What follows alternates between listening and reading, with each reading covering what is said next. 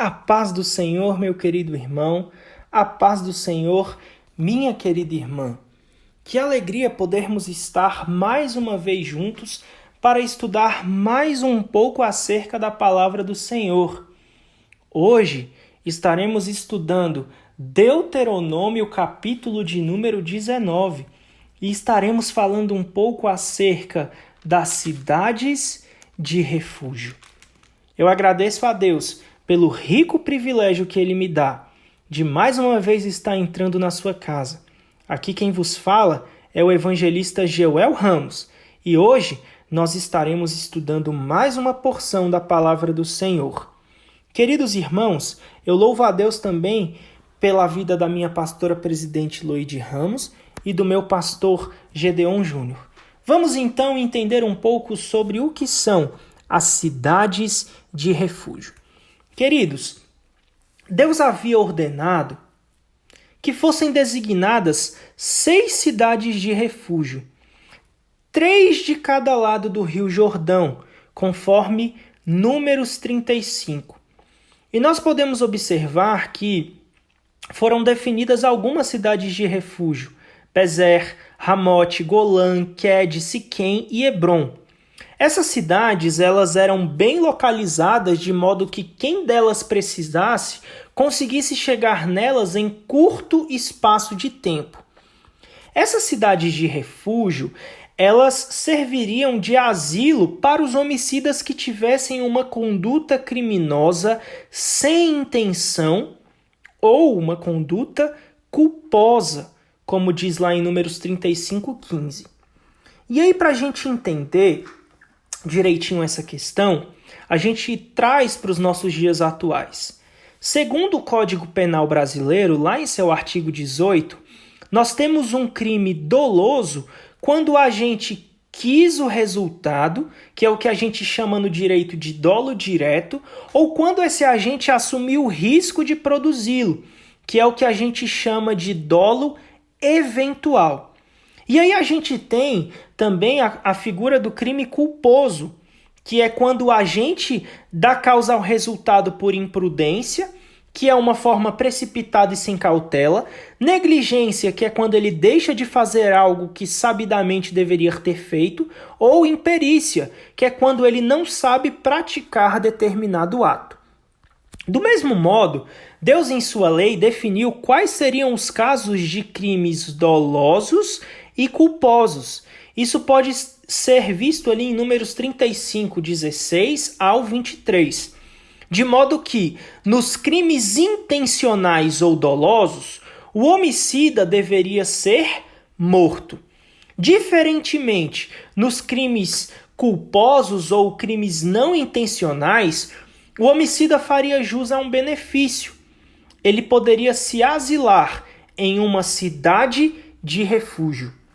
Este instituto, meu querido irmão, ele foi disciplinado pelo próprio Deus e poderia ser utilizado pelo homicida não intencional, pois, de acordo com a legislação vigente, vigorava-se a lei da retribuição. Então, em exceção ao código retributivo que tínhamos na época, quando o homicida ele não teve a intenção de matar, ele teria direito ao privilégio da cidade de refúgio. E ele faria jus a esse privilégio porque nós tínhamos a figura do vingador de sangue. O parente masculino mais próximo da vítima daquele homicídio seria o vingador de sangue. Esse vingador ele vingaria a família matando o assassino de seu ente querido. E esse vingador ele poderia seguir o assassino e, se necessário, levar o criminoso às autoridades para que fosse devidamente executado. Então talvez a gente pergunte, mas por que criar então cidades de refúgio? Pela lei, o vingador ele poderia matar tanto o homicida intencional, ou seja, o homicida doloso, e o não intencional, o culposo. As cidades de refúgio, elas foram estabelecidas justamente para proteger aquele que cometesse o homicídio sem a intenção, ou o homicídio culposo. O vingador não poderia causar dano algum ao homicida culposo, caso ele estivesse dentro da cidade de refúgio. E como se daria o ingresso do homicida culposo na cidade de refúgio? O homicida não intencional apresentava as suas razões para o pedido de refúgio aos anciãos daquela cidade, ainda nos portões da cidade. Vocês lembram que a gente estudou sobre os juízes? Normalmente ficavam juízes ali na porta da cidade. E aí o homicida não intencional apresentava as razões e fazia o pedido para ficar refugiado, ainda naqueles portões.